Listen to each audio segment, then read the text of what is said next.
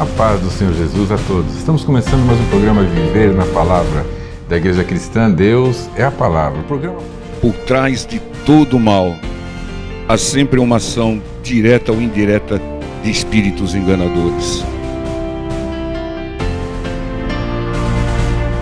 A fé é a moeda do reino de Deus. Você só receberá bênçãos do reino se depositar a fé. A libertação começa quando os espíritos enganadores saem da mente da pessoa, mas ela só se conclui quando a palavra de Deus entra nessa mente. Um programa focado nas revelações da palavra de Deus.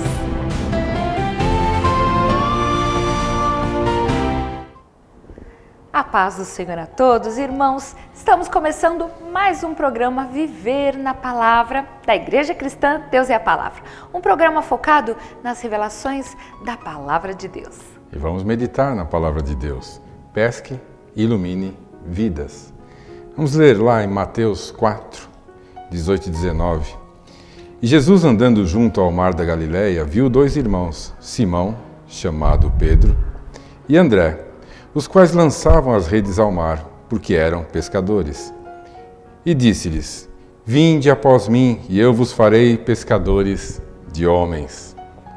Esta é uma missão comum a todos os que seguem ao Senhor Jesus, ser pescador de pessoas, pescadores de homens. Agir direta ou indiretamente para que essa pesca seja feita. Não venha para o Evangelho ou para Jesus apenas para ser abençoado, mas também para abençoar a muitos. Não venha só para se servir, mas para servir ao Senhor e servir ao próximo. Para o Senhor e no reino de Deus, o maior é o que serve mais. Colhe muito quem muito semeia. O Senhor deu a vida por nós. E nós? O que temos feito pelos outros? Pescar pessoas é dar o melhor a elas, é dar a palavra, é dar Jesus. O Senhor é o caminho, a verdade e a vida, o pão do céu, a videira verdadeira, o bom pastor, a palavra. Mateus 4,16, ele revela também que o Senhor Jesus é a luz que brilhou em nós. Quem nele crê, quem crê no Senhor Jesus, reflete essa luz. Quem não tem Jesus, quem não tem a palavra, está em trevas, na escuridão. Dar Jesus às pessoas é dar a palavra, é dar a luz a elas, tirá-las das trevas e pescá-las para o Senhor.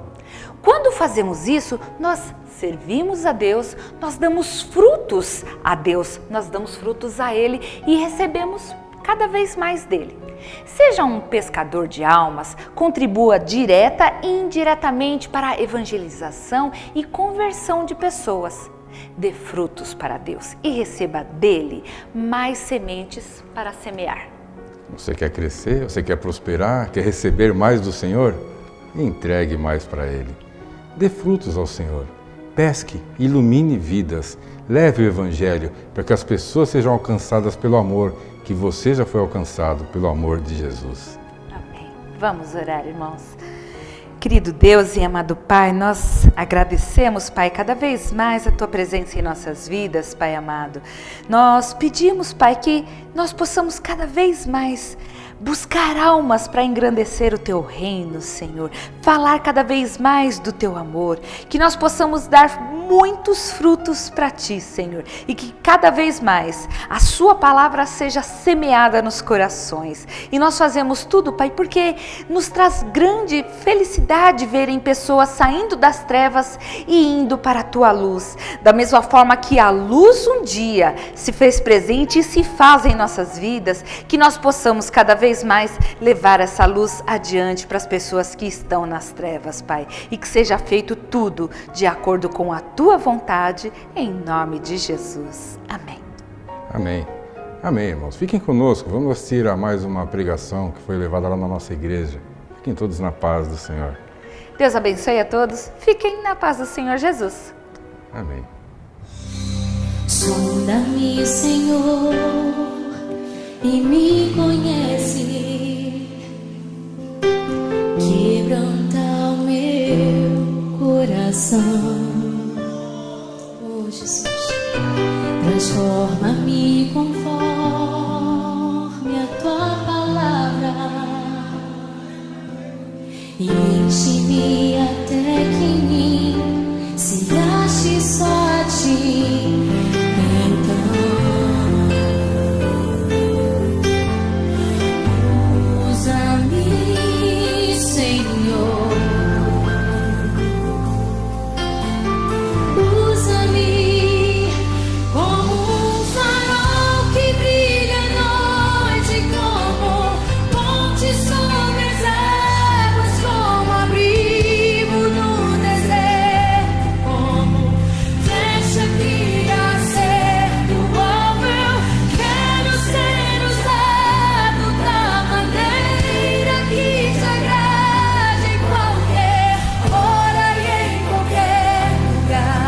Eis aqui a minha vida, usa-me, Senhor,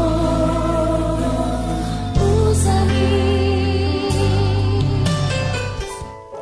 Evangelho de Mateus, capítulo 20, versículo 18 diz: Eis que vamos para Jerusalém, e o Filho do Homem será entregue aos príncipes dos sacerdotes e aos escribas, e condená-lo-ão à morte, e o entregarão aos gentios, para que dele escarneçam, e o açoitem, e crucifiquem, e ao terceiro dia ressuscitará.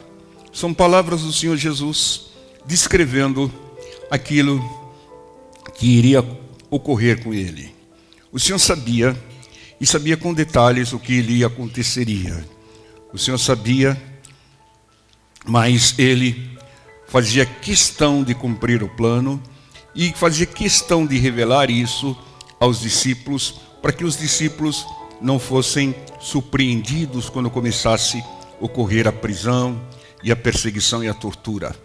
O Senhor, mesmo sabendo o futuro de sofrimento, intenso sofrimento que viria sobre ele, o Senhor não fugiu, o Senhor não se afastou, porque o Senhor confiava no Pai.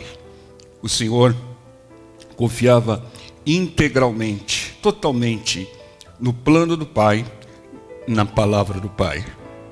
É claro que num determinado momento, pela natureza humana que ele tinha na época, ele clamou ao Pai se havia uma alternativa, se o cálice amargo, o cálice do sofrimento poderia ser afastado.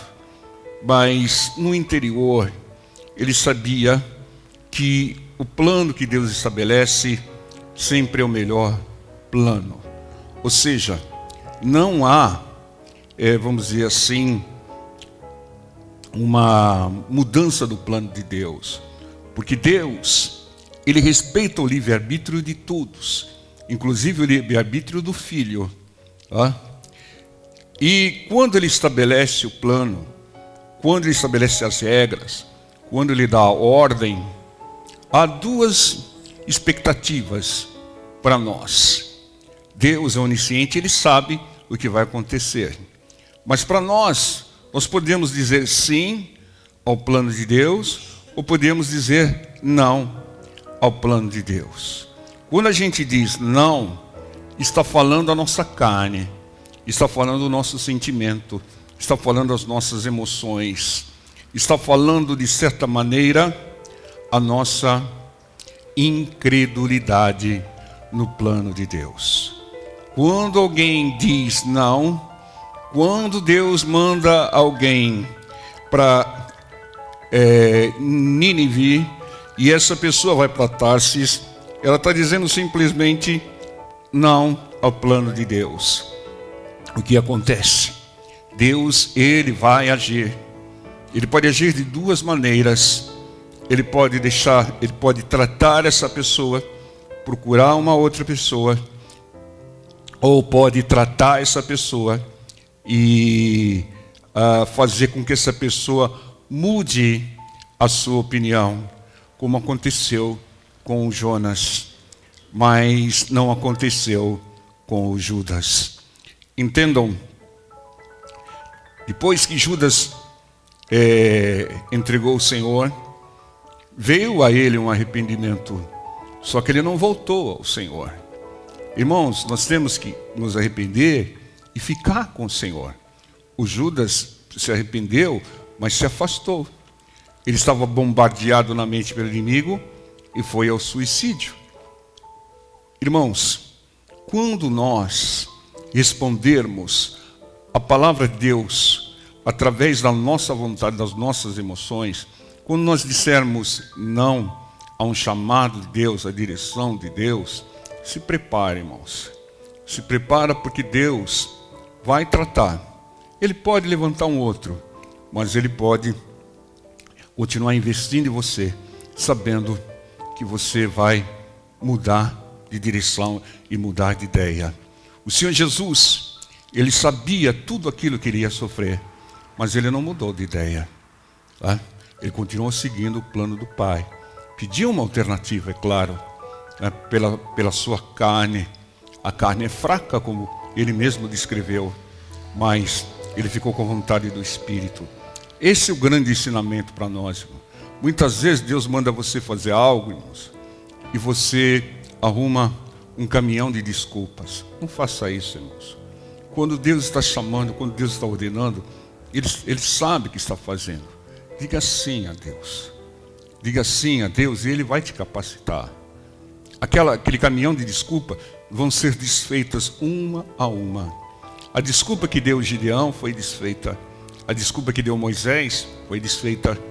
As desculpas dos outros que foram chamados foram desfeitas. Por quê? Porque eles obedeceram. Gideão obedeceu. Moisés obedeceu. E vai por aí afora. E aquilo que parecia ser um impedimento para eles, Deus solucionou. Deus colocou Arão para falar para Moisés, né? E Deus capacitou o Gideão com 200 loucos que bebiam água como cão, né? E trouxe a vitória. Deus colocou palavras na boca de Jeremias. Então entendam, aqui o Senhor Jesus estava descrevendo as aflições que Ele sofreria, para que os seus discípulos não fossem surpreendidos. E você sabe, você não é surpreendido, porque Deus já te avisou. Assim como Ele avisou os seus discípulos, Ele nos avisou, porque nós também somos discípulos. Ele disse: no mundo teremos aflições. Então, irmão, não se iluda. O mundo não é um mar de rosa. Você vai ter aflição. Porque se você não tiver aflição, a palavra não está se cumprindo. E como a palavra sempre se cumpre, você vai ter aflição. E se você vai ter aflição, prepare-se. Prepare-se. E se alegre, porque você tem um Senhor que venceu o mundo. E com Ele você vai vencer. Tem pessoas que se iludem. Tem pessoas que vêm para o Evangelho e pensam que nada mais de ruim vai acontecer na vida dela. Oh, é uma ilusão. Muitas vezes até as lutas aumentam, porque Satanás, ele não fica de patas cruzadas esperando você se converter. Ele intensifica o ataque para te afastar. Está vendo? Depois que você começou a ouvir a palavra, depois que você começou a ir na igreja, olha a situação como piorou, né? E ele faz isso. Ele usa dessa estratégia para te afastar do Senhor. Mas aí que você tem que ficar firme. Porque ficar firme quando tudo está bem é fácil. Mas a aflição, na tribulação, quando faltar o ar, aí você tem que ficar firme com o Senhor. Falar: Senhor, eu dependo de Ti. O meu socorro vem de Ti. Capacita-me, Senhor. Livra-me, Senhor. O que eu preciso fazer, Senhor? Né? E continuar. E não se afastar como alguns ingênuos tolos fazem. Vem a luta e se afasta. Entendo, irmãos. É claro, tem algumas pessoas que dizem que o dinheiro afasta as pessoas da casa de Deus. A pessoa, depois que começou a ganhar muito, aí vai para casa na praia, vai andar de iate, vai para casa de campo e não quer saber mais de Deus, né? Não é isso, irmãos. Não é isso. Porque se dinheiro afastasse as pessoas de Deus, Satanás ia depositar fortunas na sua conta para te afastar de Deus. O que te afasta é a sua falta de fé, falta de confiança em Deus. a sua, vamos dizer, incredulidade. Quando Deus chama, não pense, irmãos, né? Não consulte carne nem sangue, como diz Paulo, e não pense. Obedeça o chamado do Senhor, obedeça a convocação do Senhor. Não tenho uma mínima condição, mas se Deus chamou, eu vou, e Ele vai me capacitar. Sou uma criança, mas eu vou. Sou gago, mas eu vou. Eu sou o menor na minha casa e o mais humilde na minha vila, mas eu vou, porque Deus vai me capacitar. Amém? Porque Deus, Ele chama os fracos. Deus chama aqueles que não têm condições, para que nenhuma carne se glorie. Se Ele chamasse um PhD, o PhD diria que estaria obtendo sucesso, porque por causa dos seus estudos, dos seus diplomas, né? E não é assim. Deus chama os mais fracos, os mais loucos. E é por isso que nós fracos temos que confessar que somos fortes, porque Deus nos fortalece. E aqui no versículo 20 diz: então se aproximou dele a mãe dos filhos de Zebedeu, e com seus filhos adorando-o, fazendo-lhe um pedido. Irmãos, se Jesus sabia que na maioria das vezes, quase 90% das pessoas se aproximavam dele por algum interesse, para fazer algum pedido, para obter algum favor, obter milagre. 90% se aproximavam e se aproximam do Senhor, buscando algo, clamando algo, pedindo algo. Irmãos, a palavra nos habilita a pedir. Pedir e dar-se-vos-á. Mas não somente peça.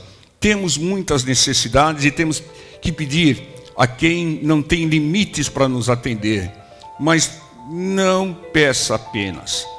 Irmãos, se aproxime do Senhor para agradecer. Se aproxime do Senhor para louvar, para glorificar. Se aproxime do Senhor para conversar com Ele também. Você vai pedir.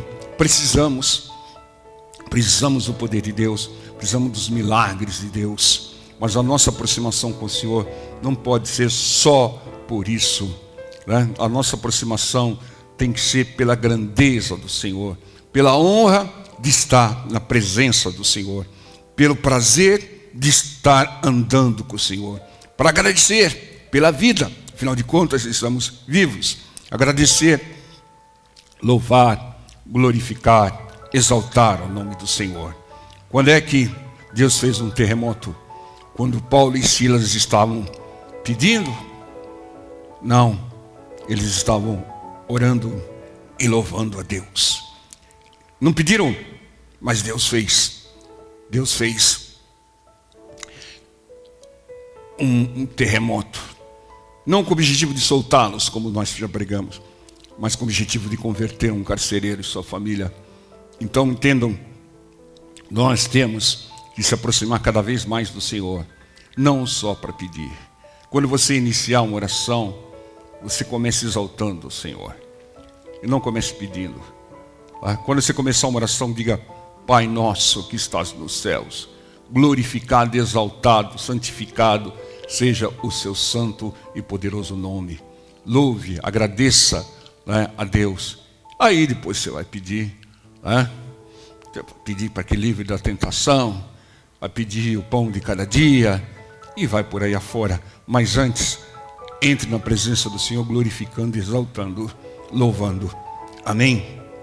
E aqui, a mãe dos filhos de Zebedeu, ela se aproximou adorando, o que estava certo, mas depois ela fez um pedido também que está correto, mas o pedido que ela fez, misericórdia, porque ela estava pedindo privilégio para os filhos. Não faça isso, irmão. Peça cumprimento da palavra de Deus, mas não peça privilégio. Senhor, estou orando para que o Senhor faça do meu filho o presidente da Petrobras. Vai ser processado o filho, né? Irmão, peça privilégio, peça prosperidade, cura, libertação, que são promessas de Deus. Tá? São promessas de Deus.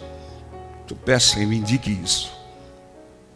Ou, se você chegar num ponto do apóstolo Paulo, o apóstolo Paulo não pedia nem pobreza nem riqueza, ele pedia aquilo que era a vontade de Deus e o suficiente para ele.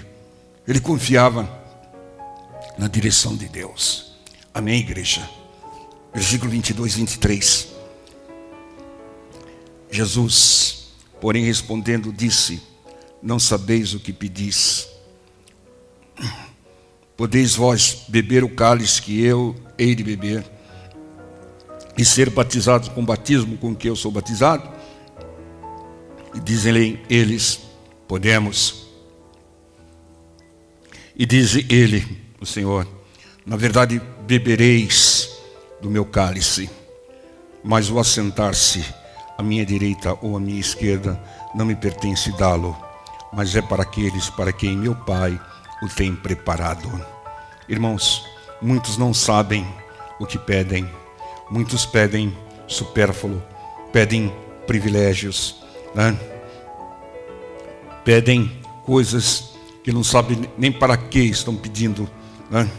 Irmãos, nós temos que pedir da maneira errada, da maneira certa, e pedir com propósito abençoadores, não com exclusividade nossa, né?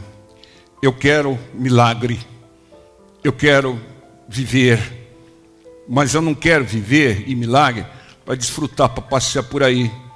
Eu quero viver, eu quero milagre para continuar pregando a palavra do meu Deus, continuar levando o evangelho às pessoas que necessitam. É para isso. E é por isso que às vezes eu falei a algumas pessoas que se eu não puder pregar, se eu não puder levar a palavra, o que eu vou ficar fazendo aqui? Não tem propósito nenhum ficar aqui andando aí e fazendo coisas que não agregam nada. A vida só tem sentido se nós estivermos cumprindo a missão de Deus. Se nós tivermos impedidos de cumprir, ou se a missão terminou, acabou, irmãos. O Senhor Jesus só viveu 33 anos e meio. Não viveu 40, nem 50, nem 60. Por quê? Porque terminou a missão. Terminou a missão e ia ficar fazendo o quê aqui? Aí ia continuar ensinando. Isso faz os discípulos. Isso faz os apóstolos. Entendo, João Batista? A paz do Senhor a todos. Eu quero compartilhar com vocês o que diz Romanos 10, 9. A saber, se com a tua boca confessares ao Senhor Jesus e em teu coração creres que Deus o ressuscitou dentre os mortos, serás salvo. Para ser salvo, é necessário confessar. Se você quer e ainda não confessou que Jesus Cristo é o seu Senhor, confesse, orando comigo agora. Repita comigo. Eu creio que Jesus Cristo é Deus, que foi crucificado para nos salvar e ressuscitou no terceiro dia. E eu confesso e o aceito como o único Senhor e Salvador da minha vida. E eu peço, Senhor, escreva o meu nome no livro da vida. Em nome de Jesus. Amém. Parabéns e fiquem todos na paz do Senhor. Sonda-me, Senhor, e me conhece. Quebranta o meu coração. Transforma-me conforme a tua palavra e enche-me até que em mim se ache só a ti. Então, usa-me, Senhor, usa-me, Senhor, usa-me.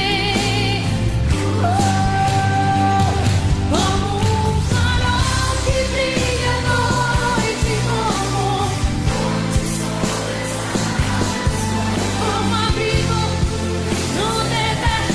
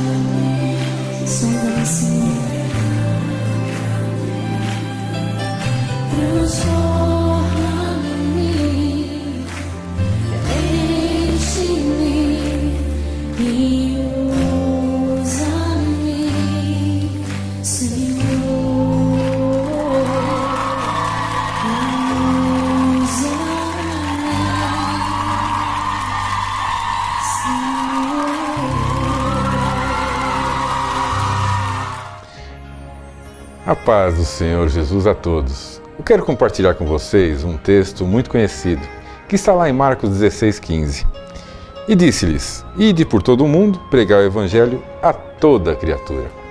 O Senhor nos revela que o Evangelho não deve ser pregado apenas dentro da igreja, mas em todo o mundo, e não apenas aos irmãos da igreja, mas a toda criatura.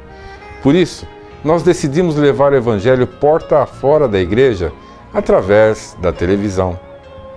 O custo é elevado e precisamos da sua ajuda. Sirva a Deus, sirva a obra de Deus semeando, ofertando. O banco é o Bradesco, agência 2920, dígito 3. A conta 7777, dígito 1. Cumpramos juntos Marcos 16,15 e o Senhor da obra nos recompensará.